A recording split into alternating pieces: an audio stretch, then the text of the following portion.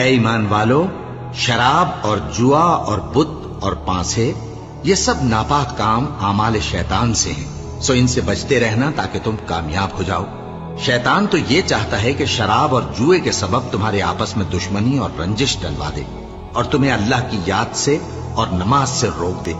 तो क्या तुम लोग इन कामों से बाज आओगे और अल्लाह की फर्माबरदारी और रसूल की इताअत करते रहो और डरते रहो।